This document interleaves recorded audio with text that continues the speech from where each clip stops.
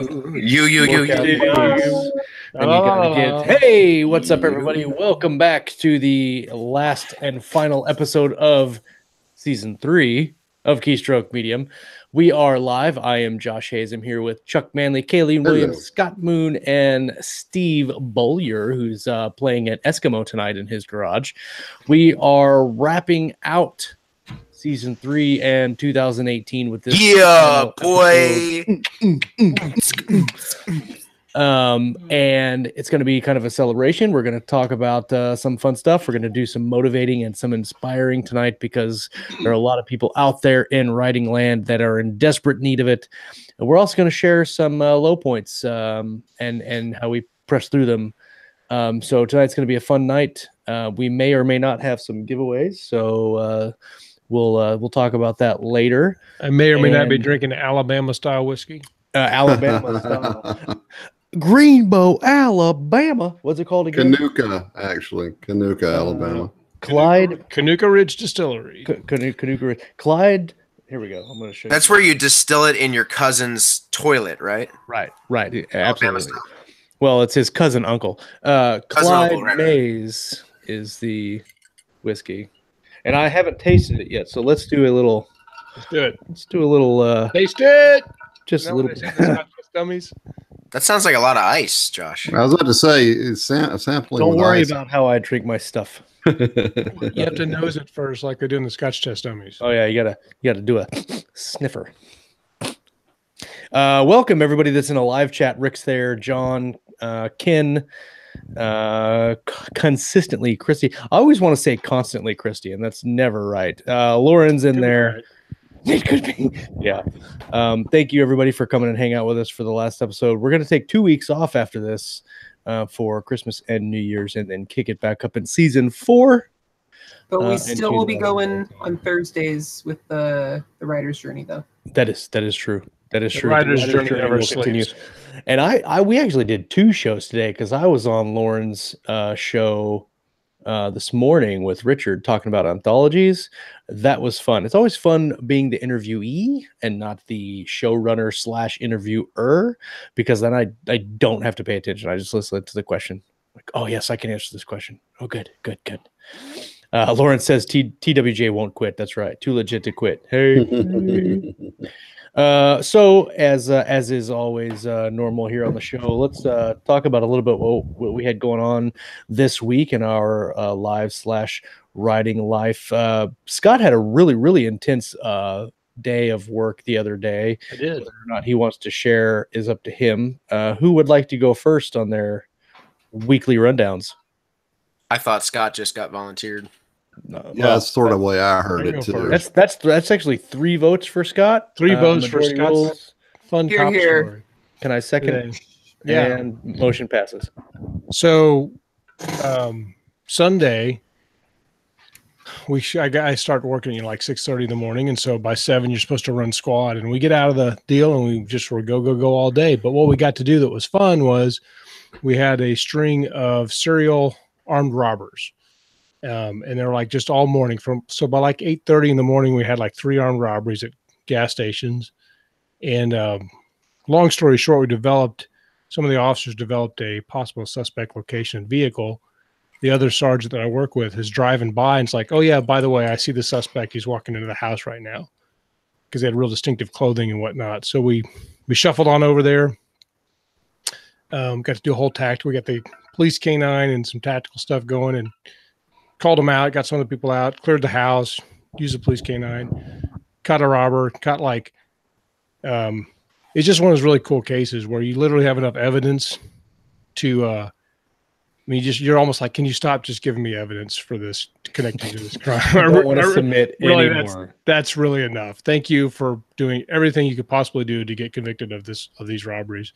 And, and whenever you catch a serial robbery, you're like pretty cool because somebody's eventually going to get shot in one of those, whether it's the bad guy or the good guy. Especially in Kansas, you do a lot of robberies. You're probably going to get shot at one of those convenience stores. So, indeed, yeah, and it's easy and it's a lot more fun to catch a robber than work a homicide. So, it was a good day. Sounds like it. Who's next? I liked it. I actually got to to sort of sort of work with my local police department the other night. Is that what they call it when you get thrown in the back seat? I was just gonna say that's another word for saying I got arrested. It's been years and years since that happened. Police Uber. No, I was my Uber driver was a dick. There's a friggin' cage between us. It was like he's scared or something. No, I was working. I did the closing shift at Costco, and one of the things they do is they have somebody who goes and sits in the parking lot and with a radio, and we just kind of watch the parking lot because people are coming out late, and my store's in kind of a sketchy part of town. And so that fell to me that night. So I got to sit out in my car for like 3.5 hours working on notebook stuff and getting paid for it and talking on the radio. So I'm sitting there and I see these 3 kids coming across the parking lot, and I could sort of tell they were clocking cars. So I just flipped on my interior light and kind of held up my radio so they saw me, and they just kept walking. So I didn't think nothing about it. And, you know, they went their way and I just did my thing. And a few minutes later, this cruiser pulls up next to me and rolls the window down because he knows what I'm doing out there. He says, "Hey, did you see these 3, any kids come through?" "Oh yeah, there was this guy, and this guy." And they went back over there towards Home Depot. And he says, "Okay, thanks." And then he rolls off. Well, about 5 minutes later, I see 2 of the kids coming back across the parking lot from the opposite direction. And they come past my truck, and they're like this, they're all nervous. And I'm like, "Uh-oh." And then sure as shit, they get about 15 feet from my car, and he comes up and lights them up and gets them on the hood, the whole bit. Nice. And apparently they walked past me and went over to Home Depot and jumped the fence into the garden area or whatever.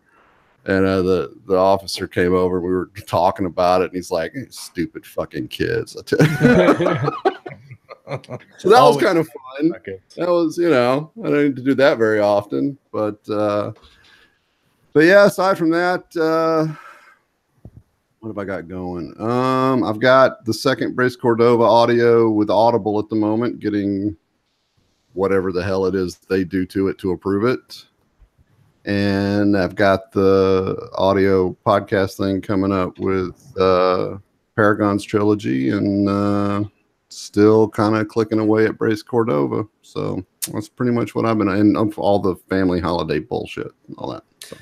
I don't know, Chuck, if I ever mentioned that I finished Cordova Vector 1. And if you guys haven't listened to it, now I'm a listener. I've said that a million times, right? Listen to it. The narrator's brand new, right? He's got like 2 other credits, and they're very short, kind of romancy things. He did a good job especially for a guy that's brand new. I think I mentioned to you there was some weird little reverb things that I kept hearing, but like other than that, it was a good story. Everyone should probably go pick up the Cordova Vector because I thought it was everyone listen to me. Listen to me. Yeah. Well, I appreciate that, Steve. Yeah. Thank you. Glad you enjoyed it, man. It was enjoyable. I read it first, but I got the audiobook too because I want to hear how the audio does. When I read it, it sounded like it'd be something that would be good for. I told Michael, the guy that narrates it, I told him I think that Vors is his spirit animal. Yeah, he had a lot of fun with that guy. Sweet. Well, what was it I put on? The new Supers anthology that Chuck is in comes out tomorrow.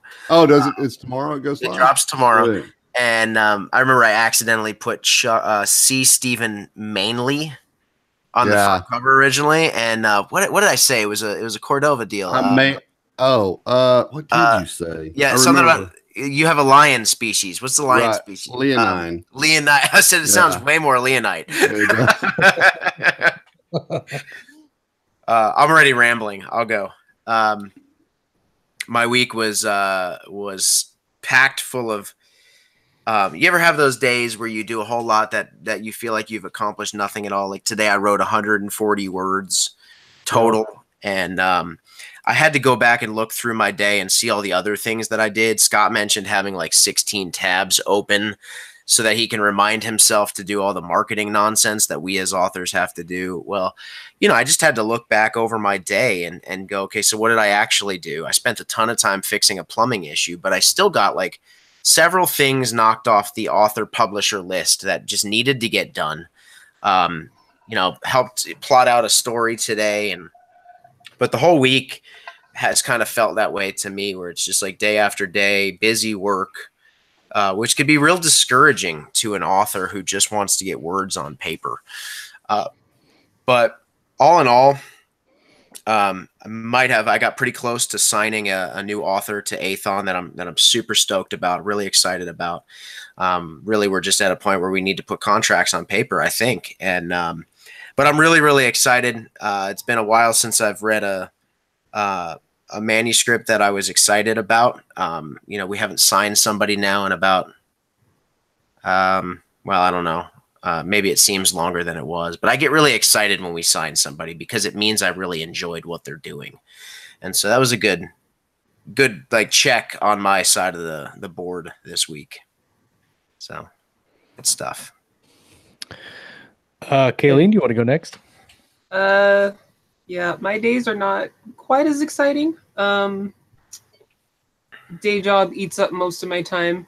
So as far as like motivation and whatnot and the downy dumps, that's a whole thing that probably can get into later if we do.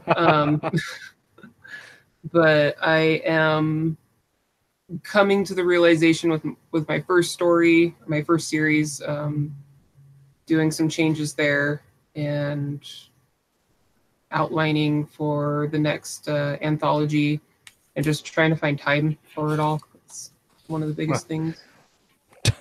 Time's the if anything is the most valuable commodity ever, it's time, right? Like, oh my gosh, I had all day off today and had all these big dreams of doing things, and I felt like I got like 3 things done and I had 8 things to do. I'm the king of like, I had grand plans. What happened? Like every third weekend I have off from my day job, and I just have like all these things. I'm gonna do all the things. I even like make lists and like I'm planning it out, and then Monday comes around and I'm like, what the fuck did I do? Nothing. What just happened? I was telling Josh the other day, I keep spreadsheets and timers and stuff. So I would like get ready to do a writing sprint. I hit my timer and then my kids would interrupt me and I'd be like, really? 43 seconds? That's how long I get before I'm interrupted. I get all mad and then I move on. So time slips away pretty quick. So today was supposed to be my Mega Monday, and it was pretty much my Mega Monday. I got 3,000 words on Edge of Valor. You're welcome, Steve. And Very nice. I think I'm right at 57,000. So I'm that's exciting. Right, I didn't realize you were that far. Yeah. I mean, I'm pretty. I was hoping to hit 60, but I got backed up on the 2 shows and then the story meeting I had later on. So let's see for sure. Where am I at? Scrivener is the. Yep, 56,981. That's fantastic, man.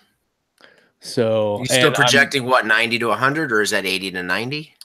It's probably going to be, well, I say 80 or 90, but I'm probably 20 chapters in now. So I'm just over halfway, but I'm cutting some things out of the end that I thought I needed, but that are ending up to be kind of redundant in the manuscript. So a lot of the stuff that I had planned for later scenes are getting taken out and just put in other sections. Now's probably a good time for you to tell Steve you changed the whole genre. Oh yeah, and it's also it's paranormal romance western. Now. It's a unicorn western now, with a monkey that's the lead character. I can sell that. And a coyote. And a coyote. And his coyote sidekick. I can sell that. Think George of the Jungle meets Make Me No Grave. Dang it. Yeah. I mean, Make Me No Grave, obviously. Yes. Yeah. I mean, I'm listening to that right now. That is a damn fine book so far. God, it is amazing, man.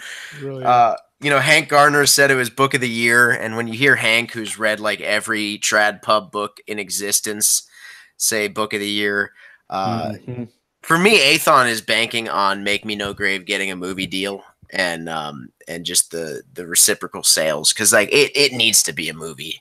It really does. That is a damn fine book. You guys can buy a boat and Right? sail. Well, you know, Haley, you have Haley coming up on the show, Josh? We haven't got her scheduled, but we will. I mean, the answer is yes, but we don't know when. Yes. She will be on the show. I just don't know if it's going to be February or March, because we're pretty booked up so far. But she maybe Render Up the Ghost will be out by, or finished by then. That'd be fun if we had Render Up the Ghost by then. Oh yeah, the sequel. Yeah. She had a fantastic interview with Hank. Yeah, I've been meaning to listen to that. Well, you know, she was like, I mean, I might be making up numbers, but had to have been between 18 and 20, I think, maybe, when she started writing that book. And you, first of all, you just can't read that and feel like that's even a young 20s. It's just like mind blowing that somebody in their early 20s even could have written that book. But right. I think we're going to make her uncomfortable by saying all this good stuff about the book. So we should now just say nothing but bad stuff. Just to you really think she'll ever hear this? She's already incredibly uncomfortable about the whole thing. She is not used to getting this kind of praise, I don't think, and she deserves it. So I'll give her all that she wants. So I'll say this, and when I say this, you guys will understand what the book means to me so far. Is that I put this for 2018, and I can say this without a doubt, because the year's almost over and I probably won't read another book. This book is tied for first place with Oathbringer. Oh, for 2018. Dude, coming from you, that's high damn praise. And I say that only halfway through the book. Wow. And wow. I was like everybody else that says things about this book, I was suspect because I am not a huge Western fan. So when I look at it, I'm like, okay, cool. Like whatever. The Gunslinger wasn't really a Western, but I really liked the Gunslinger. I mean, it was a Western and I wasn't sure about it, but I loved it. This one, the opening paragraphs of this book are probably the best opening paragraphs I've ever read in my life, bar none. Yeah, they're if you excellent. do not get pulled into the book on the opening paragraphs of this, then I don't know what to tell you. And Oliver Wyman, the narrator, I've listened to other Oliver Wyman books, and when he read this book, it was like this dude was Apostle Richardson. Yeah, he is Apostle Richardson. It's crazy how well he read. He's like that, though. I mean, if you listen to him on the Monster Hunter International series, I mean, he has a way of latching on to characters and just kind of making them his own, because he does the same thing with Owen Pitt in those books. Yeah, I mean, I can't hear him without thinking about, you know. And now it'll be like a toss up between Apostle and Owen whenever I hear Wyman do another book, because it's he's just got that knack, you know. So I'll spill the beans a little bit. So that first chapter was a college assignment that she had, where she had to try to embody a particular emotion without telling anyone what the emotion was, and the emotion that she was trying to kind of embody was anxiety. And so for me, that you feel anxious when you're reading it. You're like, there's guns at people's ribs and just like, and then Rick Partlow just said, "Make Me No Grave" has one of the best first lines I've read in a long time. So the book was originally called Corkscrewed. And the first line was Almina Guillory corkscrewed in the middle of the room around and round and round. Yeah. And of course, the first thing that Rhett and I said when we saw that was like, is this an erotica? I mean, corkscrewed, I don't know if right. So we killed that pretty quick. An awkward mental picture, right? But man, anyway, how does it compare to the Wheel of Time, Josh? John Evans, you want to answer that one, or you want me to? I mean, do we really even have to acknowledge? Do we really need to bring that in here? And honestly, apples and oranges. No, the Wheel of Time. I don't mean to talk crap on the Wheel of Time. I personally don't like the series, but that does not mean it is bad. There, I just was politically correct on my own damn show. Thanks, hold on. John. It's apples and oranges, but it's like crisp, cold, honey crisp apples versus and like the one rotten. that's rotten on the street back there, the homeless guys. I not thought that eating. was implied. If you really want to know, go listen to the first 3 episodes of the Watchers podcast, and then find the The rest. first 3 and only. Yeah, the only 3 episodes of the Try to find the rest of that series. right. Yeah, so I had that interview with Richard today, and then had an interview with J.R. Hanley for my short story in the Backblast anthology. Coincidentally, we started talking about the short story, and then he asked where it was from, and I spent 10 minutes explaining Edge of Valor to him. And so we're like, have an interview about the short story. We're talking about the novel. But really, really good interview with JR. That'll be out here in a couple of days. And then had a story meeting on a neat story idea, and then yeah, did some union things, and now I got to get ready to go back to some work. of that. Yeah, I watched some of that. It was interesting. So let's you know what? Let's do the show sponsor here real quick, and then when we start talking about everything we want to talk about tonight, we can just kind of roll through it. We don't have to take a break. Coincidentally, I'm going to use Make Me No Grave as the show sponsor today. And the audiobook is going to be in the live chat. You can get it as an ebook too if you want, but I'm posting this link in the audio chat for the ebook. And I shall read you the blurb. Or Steve, do you want to do it in your Hollywood voice? Ooh, my Hollywood voice. Hold on. I guess I have to find the blurb first, huh? Yes. I only sort of wrote it. You can do it. You can do it in your hippie beanie hat. Let me see if I can channel my Apostle Richardson. Hold on a second. Yeah. All right, here we go. Marshal Apostle Richardson faces off against Bloodthirst Thirst. Dang it.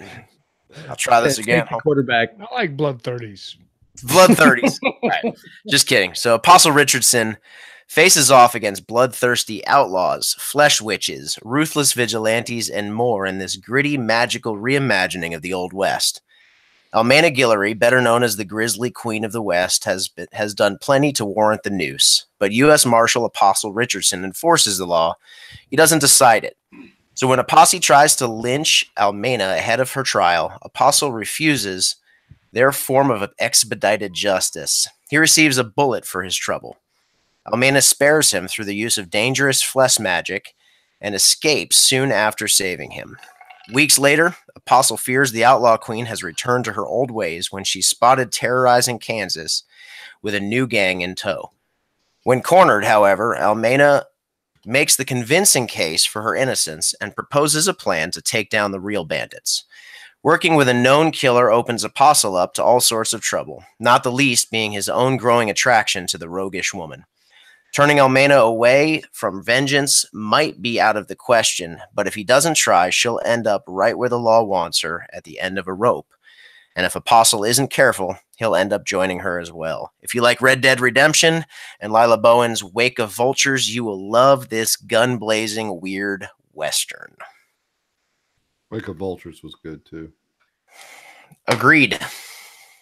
So, yeah, go out, grab this fantastic book set in Kansas, which I think that's pretty cool. Just to say so myself. It is the scariest place imaginable. Scariest place imaginable. That's all you got to say. It's the scariest place imaginable. She said something about Kansas in the book, and I can't remember what it was now because it was on the audiobook and I'm trying to find it in the ebook, but probably won't find it now. But it's neat listening to the book, and she's talking about Wichita and Emporia and going through like Salina, Asher, and Saline County and all that stuff. And so that's neat because I live there. So Book 2 takes place in Fort Worth, which is exciting, of course, because it's About here, I love Fort Worth. Scariest environment imaginable for Steve. What did he say? Scariest environment imaginable because of all the hippies. Man, do I need to take the hoodie, the beanie off? Is that Come what on, needs to hippie. happen here? Don't hate.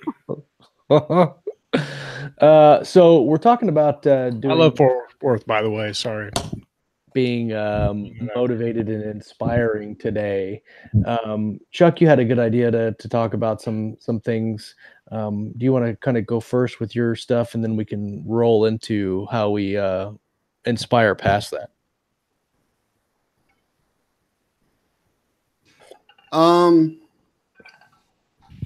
Not really sure how to start. Kind of sucks right now. And I think I'm not the only one that feels that way. I've read a lot, and this is what brought up the whole topic really, is I was looking through some, and it's not just the KSM group either. I've seen some of this in 20 books and some other Facebook groups, people kind of talking about just wanting to quit and give up because it's getting harder and harder to get noticed. It's getting harder. You know, the prices on ads are getting ridiculous. Because I think in a lot of terms it's because the big houses have sort of realized the value of these ads, and they're starting to use their deeper pockets to drive up click prices and stuff so much that there's a lot of us that just can't compete. And I think that also being the holiday season, there's always a big dip right around now because everybody's spending money on Christmas gifts and whatnot. And they don't really, you know, spend a lot of money on ebooks and things. But I also think that this is one of those times when you have to sort of step back and reevaluate your why. You know, if I have sort of passively given up, not writing, I'll probably die at my keyboard, but all the publishing shit, because it's, you know, I think a lot of people, when they come into it these days, they're coming into it on the energy they get from stories of the so-called gold rush 7 or 8 years ago. You know, and now, you know, it's hard. You know, unless you've got a big group of fans already and you've got the pockets to really work on your marketing and stuff, it is just really, really super hard to get noticed. And I think that what you have to do when that happens is you have to do what I've been spending the last week or so doing, and that is stepping back and saying to yourself, why am I doing this? If I'm doing this to make money, is it worth the pain point that I'm going to have to go through to be profitable? And if I'm not doing it for money, if I'm just doing it because I love storytelling, am I worrying too much about the money side of it? You know?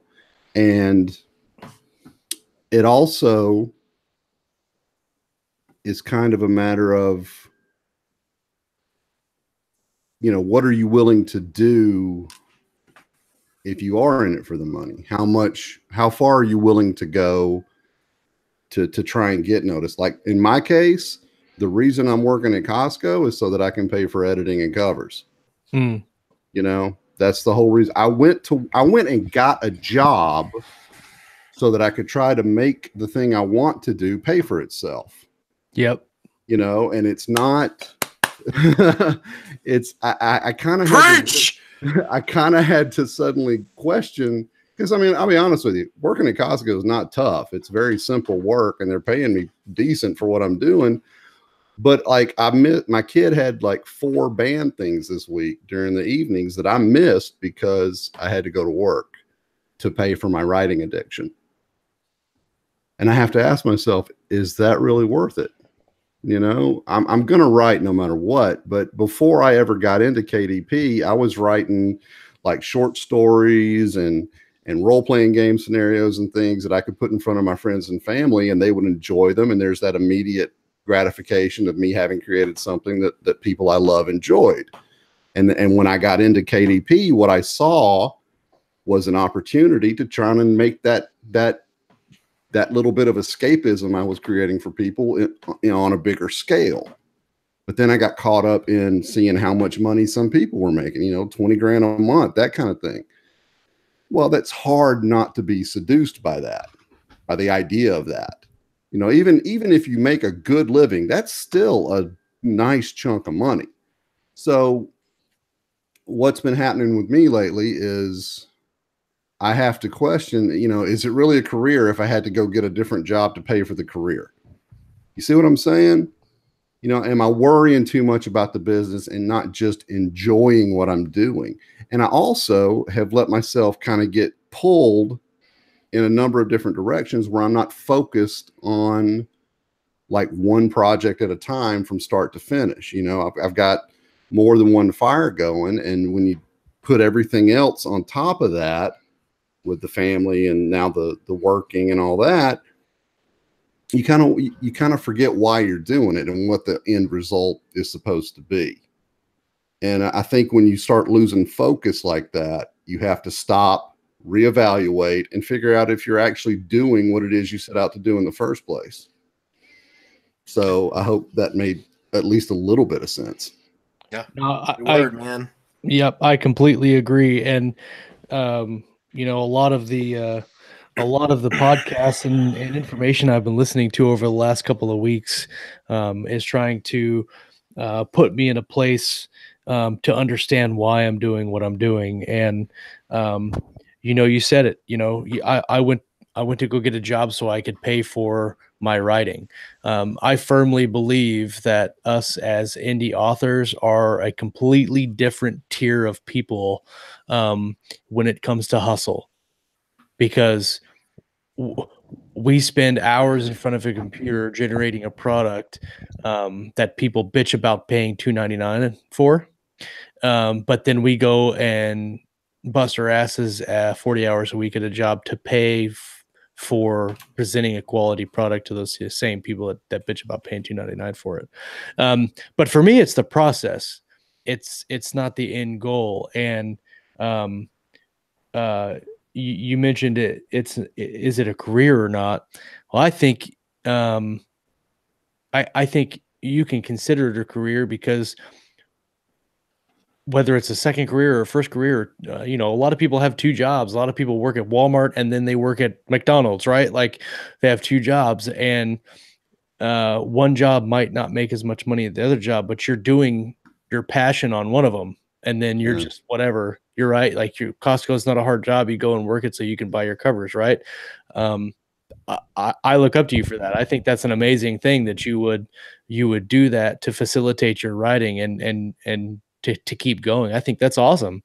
I don't think it says anything bad about you at all about going to get a job to support it, because you're looking out for the reader, you're looking out for the consumer, because you're trying to give them the best product you can, and going out and getting the job to fund that is admirable in my opinion. So Thanks. I don't think you're doing anything wrong at all, dude. I really don't. I also want to point out something to some folks too that that might be helpful. I don't know, but the reason I went and got a job is because I'm very anti-debt. And I wasn't willing. I put one cover on a credit card one time, and I can't see going into debt for something that I don't know is going to be able to pay back that debt. You know what I'm saying? Yep. So that is something I think folks might want to keep in mind too. Don't dig a financial hole for yourself unless you absolutely have no other choice. That's really good advice. So I wasn't, I told you I was stuck in a bathtub all day trying to do some plumbing stuff. And I didn't know what the topic of the show was. And but I had been seeing the same thing, Chuck, that you've been seeing for a while now, not just in KSM, but all over. People discouraged over, their efforts, and people texting me. And I'm sure you guys see the same thing, and am I okay? Do you guys am I good? Can I ramble for a second? Yeah, go for it. Dude. Cool. Okay. It's kind of the theme tonight. Good.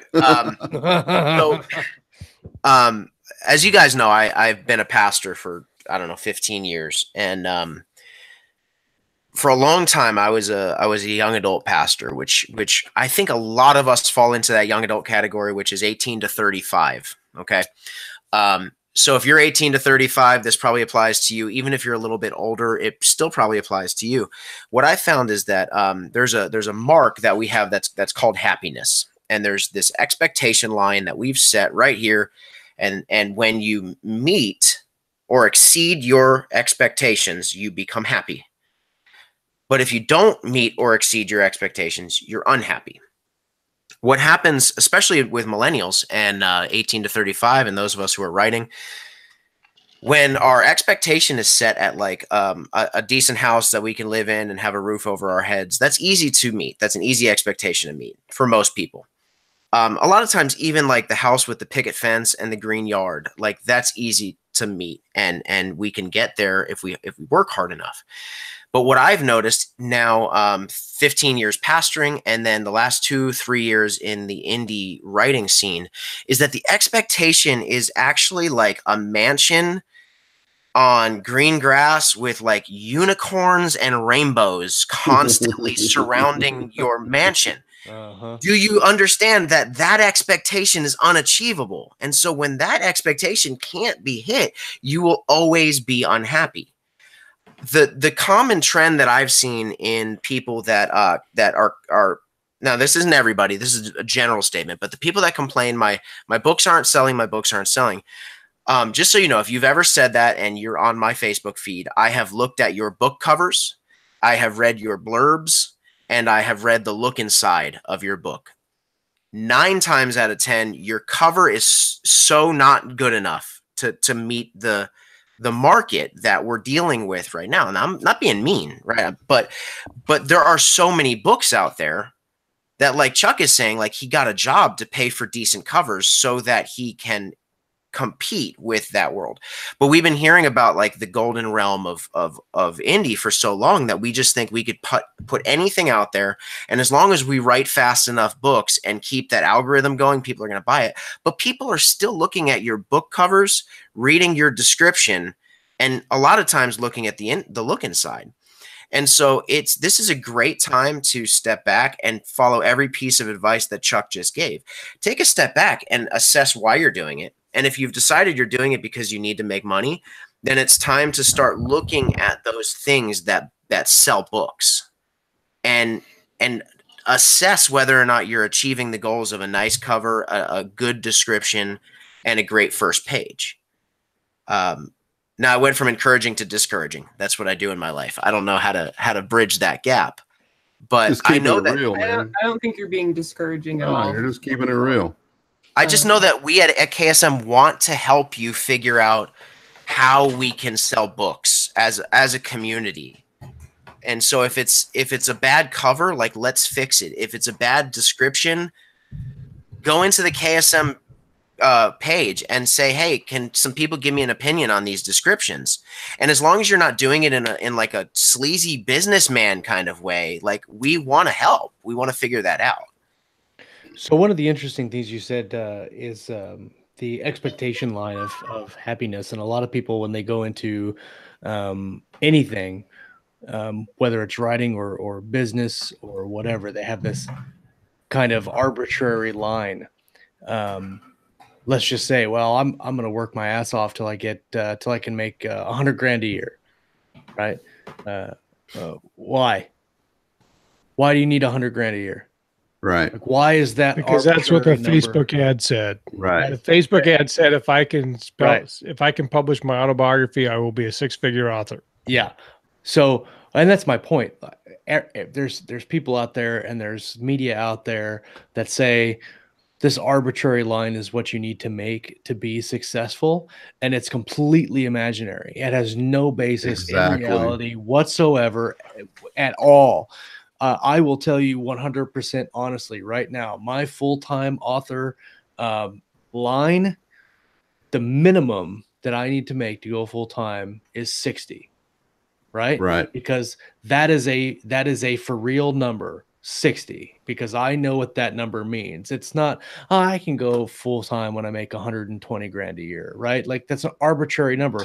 Or I want to make $1 million. It's an arbitrary number. You don't need that. What do you need that money for? If you had $1 million, what were you going to do? Right. And the vast majority of people that I know who say things like that to me, they have no clue what they actually need to be happy, how much they need, what they need, because they've never it's always been that, oh, if I just had this, then I'll be okay. But then it becomes, oh, well, if I just had that, I'll be okay. And then that's so much more of an internal thing. Right. And folks just don't realize that. You know, they get told by popular media and the interwebs and, you know, all around that you got to have this and that. And, you know, and it's just, it's not true. So my thing is, every one of us in the chat right now and in the live chat have been writing for a different number of years. Scott's been writing for like 87 years.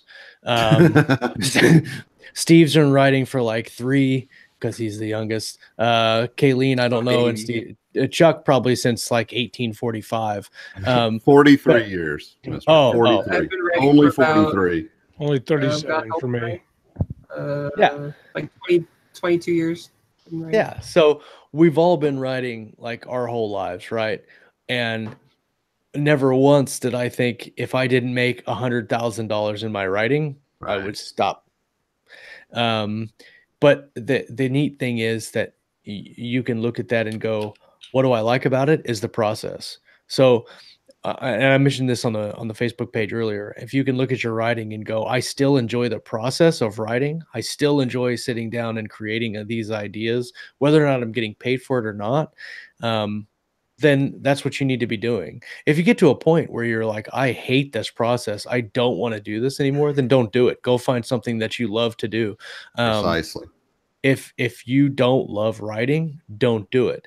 The cool thing is that if you do love writing and you just need some help, that's what this whole thing is about. And that's what the whole group is about, is support and to uplift people. And what we're doing this coming year, I think, will help a lot of people get to that place. And whatever your mark is, if that's what you're aiming for, then I want to help you guys get there. It's a cool thing when you're looking at your writing going, I just paid my cell phone bill with my writing check this month.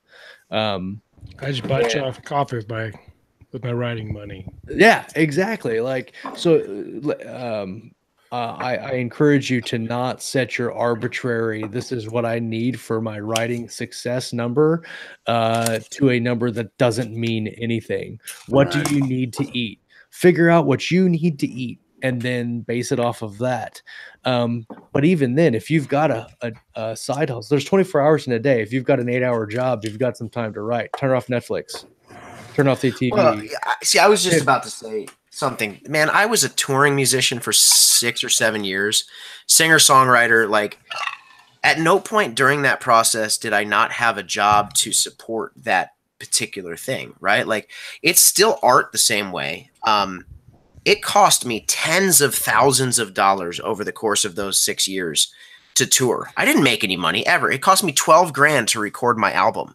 And like Chuck, I didn't go into debt over it. We decided we're going to do it that way. And I never made money ever at shows. I probably have thousands and thousands of dollars across this country in like tabs at a bar that I could spend because I didn't drink, and they wanted to pay me in alcohol. And I'm like, well, I don't drink. And they're like, well, that's how we're paying you. And so you could either get $250 in bar tabs tonight or just whatever. And I'm like, well, then it's for free tonight. But like for writing, for some reason, we can't get behind, not all of us, but we have trouble getting behind the love of writing. We love people to be able to read what we put on paper. That's what I want. I want people to read books that I wrote, right? Is that not fair? No, I'm right there with you. Legit. Honestly, financially, like for me, financially, this is what I would consider it to be a financial writer success. I would want to, for my books over the course of a year, to average out enough money to pay for themselves, break even as far as expenses go, and then let me pay my mortgage. And that's actually less than what you said. You said you needed 60, Josh. I would need about 45 or 50. Yep. And I would be totally happy. And can I just I toured with Ozzy Osbourne and like the Deftones and like Who are you? You just like every time you go, you're just like this is other no, layer. This guy's like crazy. peeling away, and I'm just like, dude. Sorry. I mean, but well, okay, but really, the point that I'm making is not that I got to do all those amazing things, but like playing shows with those guys and like doing Ozfest and like playing with Linkin Park and like I still made no money, but I still did it because I loved doing it. And at the end of the day, I accomplished something amazing, and that's where I'm at with writing. I just want to accomplish something that's going to sustain like time. Someday, sometime 50 years from now, somebody's going to read a Jamie Castle book and it's going to encourage them to go and write their own book. So you know what's cool about the name dropping, right? Is one of the coolest things that Stop it. No. What the coolest thing that happened to me back in 2016. This is one of the coolest things that's ever happened to me in my writing career. And I made absolutely no money off of it. I entered a flash fiction competition for the space opera writers Facebook group and made it into the top 3 finalists. And those finalists were sent off to Peter F. Hamilton. And I think this was right before we had him on the show the first time. And he judged the stories and I got 3rd place.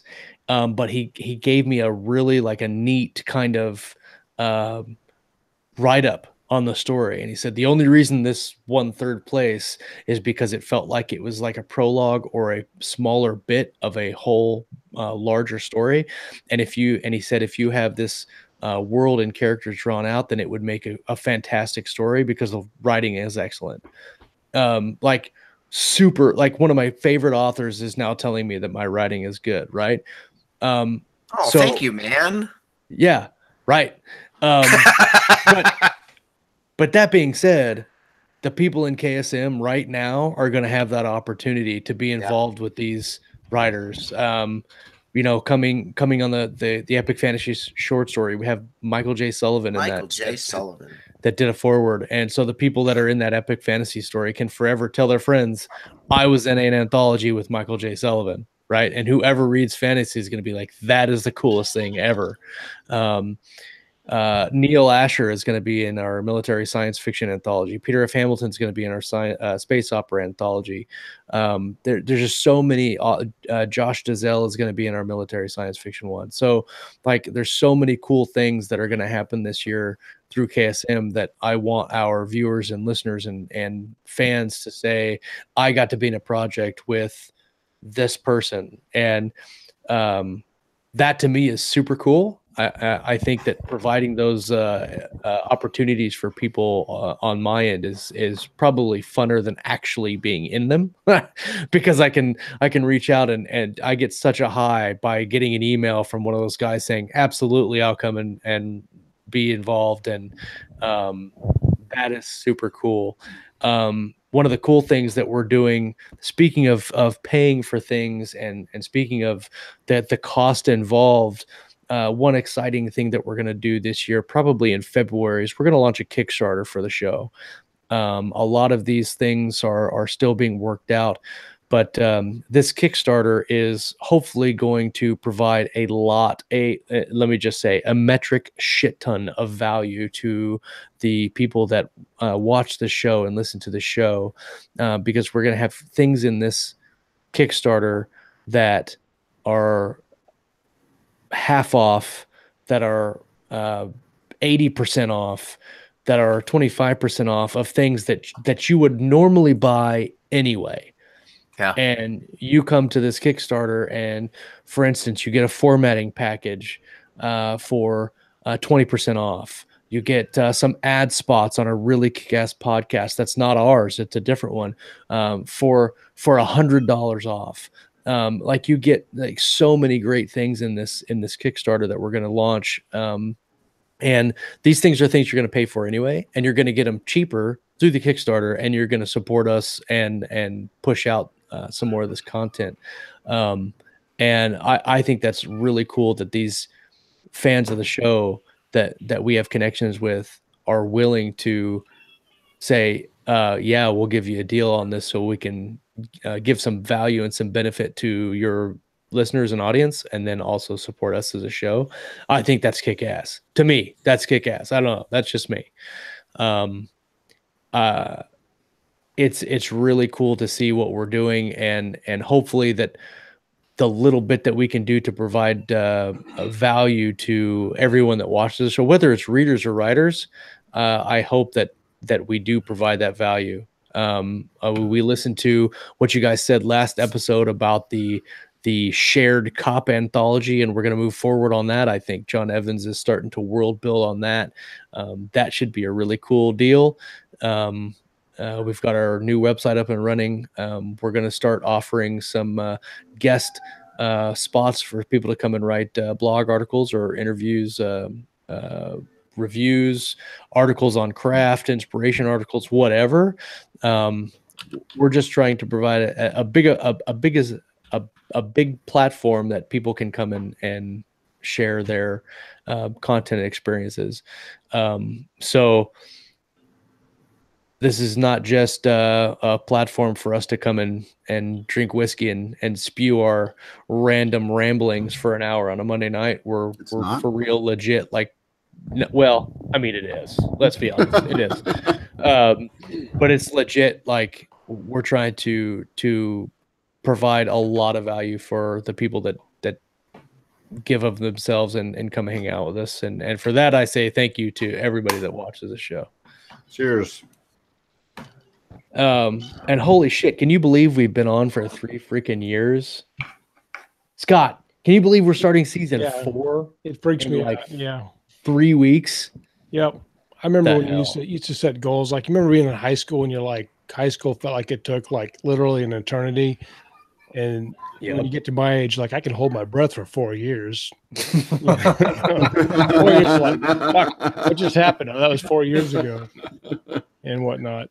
One of the things I've seen a lot, and I've, we've all been in these topics that come up in all the Facebook groups and the writers, because I think writers are always, since we have powerful imaginations, we can imagine the best of times and the worst of times and all those things. So I think we are prone to being high and low and having going into doldrums and being ecstatically, setting our goals so high and then crashing, when they don't always materialize. But so one of the things I think is really important about what we're doing right now and the people that are staying the course is that if you can climb the mountain and learn the skills to climb the mountain and develop all the strength you need and the fortitude and the group, the tribe, like with KSM and all that, people around you that are on the same journey you are, by the time you get to wherever you're going, then it will be sustainable and you'll be a master of your dreams, as opposed to, oh shit, I just accidentally got rich. I wonder what happened. I want to, like you see people who buy a winning lottery ticket, and what happens to them 99% of the time? They go broke. They go no place good. I worked a part-time when I was starting out at Walmart, and there was a family that came in, and every night they bought an entire shopping cart full of stuff, like the most random shit you'd ever seen. And after about 2 months being there, one of the workers said, they won a lottery like 3 years ago. I don't know if you remember them. I'm like, I don't remember that. And I can't remember how much it was, but they literally, all they did with that money is they would go to Walmart every night, shop until they couldn't push the 3 carts out of the store, and then go home, because they didn't know what else to do with the money. And I'm pretty sure they're probably broke now. But the point is if you earn the money through a long, painful struggle, it's going to mean more to you and you're going to know how to do it. Absolutely. And so when you get discouraged, and I'm the king of discouragement, Josh has heard me bitch and complain numerous times about all the same things people are talking about here. But I think what it means is the process, the journey, the struggle is where you build your strength, and it's where you build your tribe. And that's what we're here for. It really is simple as that. It goes back to the one quote that I've ever been quoted on in a book, in which I had just this mind-blowing statement that still resonates to me. And it's, writing can be a very lonely occupation, but it doesn't have to be. and everybody goes through the same kind of ups and downs I do. Scott's talked me back from a ledge several times. And I'm sure we've all been there. We were like, that's it. I'm taking my computer to the window and I'm throwing it in the lake. I'm done. Absolutely done. I've actually had the privilege of talking to a couple of people this week where I was able to talk with them and gain some encouragement through them, and hopefully share some. And it's been a blast this week. Man, I'm really excited to see what season 4 does. Dude, guys, we have a shit ton of guests coming up. I know we've been short on guests the end of the year. It's kind of hard to schedule a lot of people when it gets close to the holidays. Schedules kind of get conflicted, and so we wanted to keep it open just to make sure that we weren't putting anybody in a bad spot. But we're gonna take 2 weeks off. We're gonna come back in January, and we're actually probably going to have our calendar up on the website here pretty soon. There's a plugin on the news site where we're able to share who's actually going to be coming up on the show. So you can check it and you don't have to rely on my unreliable narration to tell you who's coming up. So I think on the 7th of January, we're going to kind of have just a kickoff show, a spinoff show. And then we have Scott Bartlett is going to kick off our guests.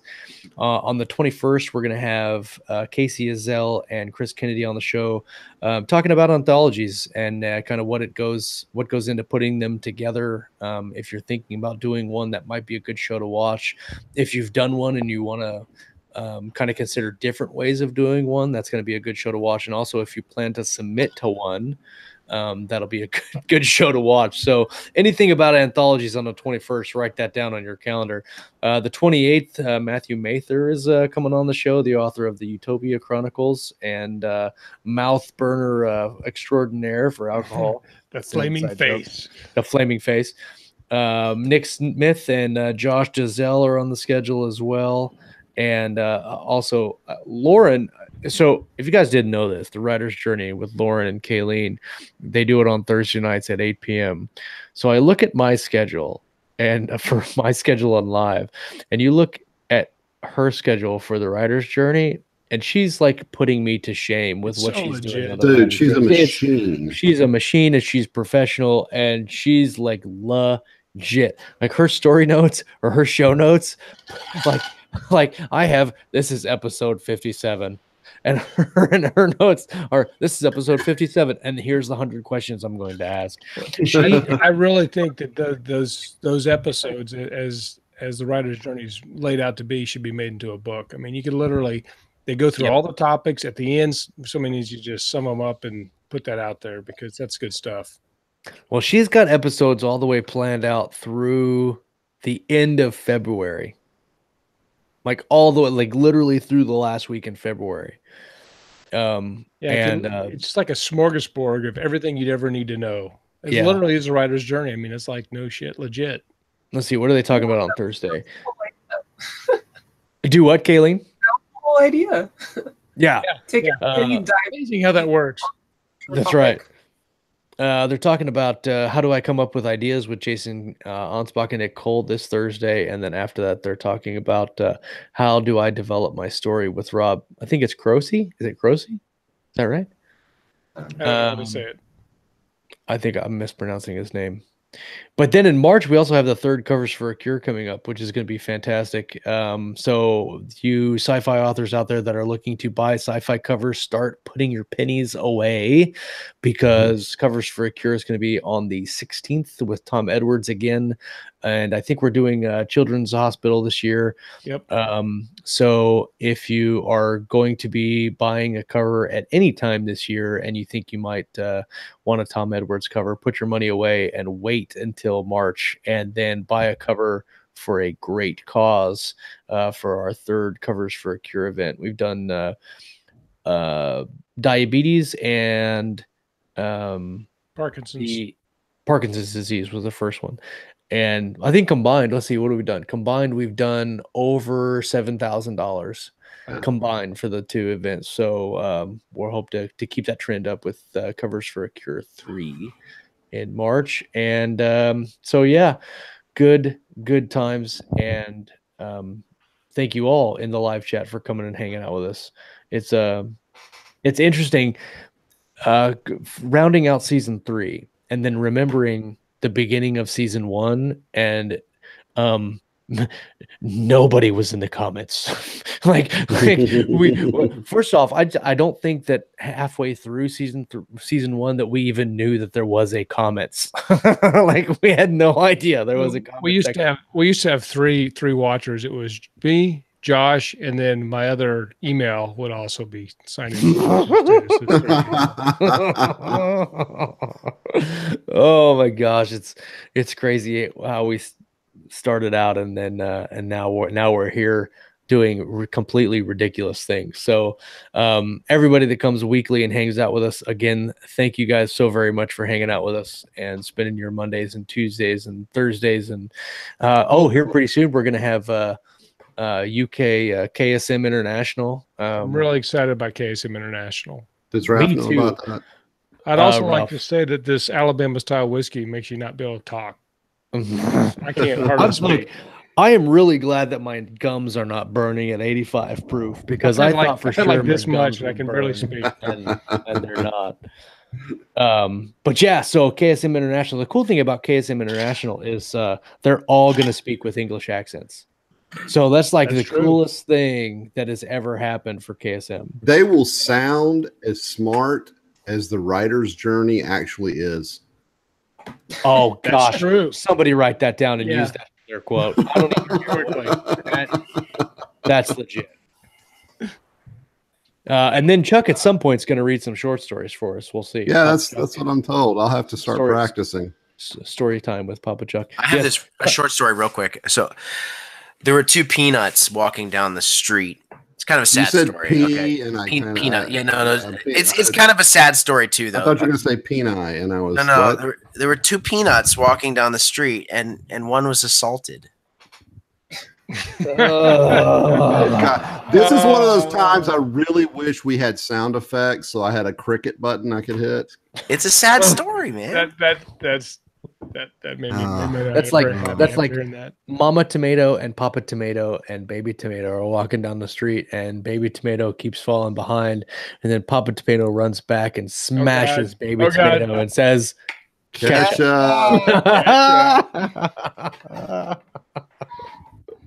"Oh, what a great way to round out season 3 with dad jokes galore." I love it. Consistently, Christy says that the KSM International is going to be so posh. And Posh. I swear to God, if one of you guys do not have a monocle, like I'm just going to cancel the whole thing. It's in One the of you contract. guys must have a monocle, and you have to. Do you know how insulting this is to all Brits? That would be like, no, us, that's you know, not like, right. like, why are you not wearing cowboy hats, you Yeah. stupid Americans? I've got cowboy hats. I can wear them. Maybe Where's I'll your wear a cowboy hat gun? next- Well, Well, that's not a joke. That's not a joke. That's actually not Chuck. funny. Chuck, It's- don't mess it's- around about guns. It's in the gun safe. Where is my cowboy hat? I don't know where it's at. I got a cowboy hat. Wait, you have a around. gun safe? I have a bookshelf. I have a gun safe, and my cowboy hat guards my gun safe. Nice. Um, I have a hoodie thrown over my gun, so it's pretty safe. that reminds me. We're gonna put up some zipper hoodies for sale. And that reminds me too, for those of you that survived this crazy hour, I wanted to do some giveaways, and I completely forgot to do it at the beginning. So we're going to give away some stuff for those of you that stuck around to the end of the show. And so I'm going to put, let's see how we're going to do this. Should we do a Facebook post? Let's do that. That'll be easy. We can stroke this out for another 5 minutes. Yeah, guys, you good for that? All right. Go for it, man. Good. I can do. Oh, I guess I should be on the right computer. When do we get homeless beanies? You got yours. We probably do need to do that. Homeless beanies. Yeah. Between bashing on the wheel of time, monocle Brits, and homeless beanies, we're probably pretty much done as a show after this. Probably. We've alienated our entire fan base at this point. I also took a crack at Fort Collins. So Quick, somebody say something about old white guys, and we'll be good again. That's no. So That'd be here, fabulous. Fabulous. Hey, Chuck's an old white guy. He's just saved the day. True. Old white Chuck saved the day. Okay. We're doing funny hats. It's I'm elementary, my dear Watson. The So I just Department of posted Silly a, Walks. I just posted a giveaway 12/17/18 on the Facebook page. We're going to do 3 giveaways. We're going to do them in random order. I've got a hat, a mug, and a mouse pad. So put your names in there. We'll wait for 5 minutes while people put their names in there for the live chat. And we'll give away some KSM gear. I don't have a picture of I don't have a picture of the cup either. I don't know where I put it. We've got some mugs with the helmet logo on them. Obviously, the hat that I'm wearing got the helmet logo, and then the mouse pad also has it on there too. If you guys would like some cool swag for your very merry KSM Christmas present. I think Drew is cheating. Drew just did it twice. That's cheating, Drew. You only get 1 entry. Only 1 entry per. And yeah, that's it. What happens when a black traffic light and a white traffic light love each other very much and have babies? Crickets. Nobody? What? Is that an answer? Mixed signals. I can't right now. That was so playfully racist. That was a Steve Bollier original. If you want more, if you want to see more of those. No, JR, not in that one. You have to go to the one that's marked giveaways. That one's marked the episode. You can lead a horse to water. But then you have to eventually beat the horse. Where did that come from? Like, where does that even come from? It's a Texas. Yeah. It's a Texas thing. Yeah. Okay. Texas. Wait, I'll include JR even though he's not in the right thread. I think he posted the wrong thread. You're drunk, JR. Go home. You're home, JR. Go drunk. Yes. You're welcome, JR. You're welcome. While we're waiting for a couple more people to find the Facebook post and post in there, we are super close to having all the stories done and edited for the Get the title right. Get the title right. Keystone Medium presents Keystone. Ooh, maybe you guys want to do a cover giveaway or a cover reveal while we're waiting for these people. That'd be a good way to wrap up the evening. Sure. Okay. Or the season. Let's wrap up the season with a cover giveaway. Let's see where in the world. From the back of our horse. A reveal or a giveaway? Cowboy hats. Reveal. Let's see. Christy, horse tastes really good in pita bread. Actually, not true. Yeah, true. I like cats, but I can't eat one by myself. Let's see. Yeah, so we'll reveal the cover. This is not the final cover because we've got to tweak a name, and Steve has not. Dang it! I'm doing it right now. No. Yeah. Listen, you give me 2 seconds, and then you could reveal the proper one. Okay. Also put Chuck's face on that cover, please. Oh, it's already happening. Already done. It's EY, right? EY. Hold on, I'll send it to you. I agree with consistently, Chrissy. Don't mess with the dogs, though. I think that's I just messaged to you. Thank you. That's like a rap song, right? Don't mess with the dogs. Could be. It should be. If it's not, to let the dogs out is actually. Well. Okay, so while Steve's doing what I asked him to do a long time ago, that's the great thing about working for me. I'm not an asshole, but I'm going to call you out in very random spots. Okay, so let's knock Drew out. I'm gonna clear his second comment because he was playing the system. I'm not sure that's appropriate. Okay, so let's see. Here we go. 1, 2. So where do you want it sent, Josh? Email? 7, 8. Yeah, email's fine. Or you send it to Josh Hayes Ryder? Notes. 1, 2, 3, 4, 5, 6, 7, 8. Put it up on Twitter and we'll find it at random. Yeah, just send it to whoever, some random person. That's how most of us market is just throw shit out there at random and see if it sticks. So do with some really crazy tags that'll get KSM in trouble. No, don't do that. Should KSM kills horses or whatever I said? Eats horses. Something about beating horses. Beating horses. I think have it's a 5 questions. metaphor for 3 questions, sir. 3. Okay, so let's do the first random number. Oh, there it is. Okay. I have an 8-sided die. You want me to roll it? An 8. Yes. You have a 12-sided die? I have dude. I have dice. Yeah, I knew it. Man, roll 20. Roll 20. What are you doing? Well, he's only got 8 options. Yeah, I've only got 8 people in the Percentages, man. Yeah, I don't want to do the fucking math. Thank Roll a you. saving DM throw. or you. All right, you ready? You ready? This is I have no idea who's on what number on your sheet of paper, so I'm just going to tell you what I roll. You ready? Yep. Sounds fair. All right, the first one is a 6. okay. Let's count. 1, 2, 3, 4, 5, 6. That's Kayleen Williams. What? And the first one on the list is a hat, so the hat goes to Kayleen. All right, if I roll another 6, I'll just. Now you need a 7-sided die. No, we're still going to roll at 8, but 6 doesn't count. But the 6 doesn't count. Correct. Here we go. Second roll is an 8. Who's the 8? 1, 2, 3, 4, 5, 6. The last one. Hey, Josh. J.R. Hanley. J.R. Hanley gets a coffee mug. J.R. Hanley gets a coffee mug. Look at that. Fantastic. One more. Wait, an before Oprah we vibe. do All the right. last one, because I want to leave everyone in suspense. I'm going to share the cover first. Okay. I got to move this over here. This is one of the most exciting, drama-filled episodes of Keystone Minutes. Full of You action can and cut danger. the tension with a knife. Cut it with a knife. All right, here we go. Are you guys ready for this? Drum roll for the Epic Fantasy.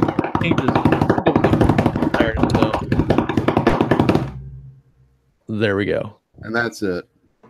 Stop Dun, talking, dun. Chuck. Now they can't see it.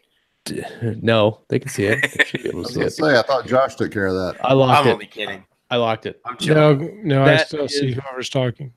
Oh, well, I should No, have. actually, no, it's locked now. So that is the, and it says Nope, it's Keystroke not locked. instead of Keystone.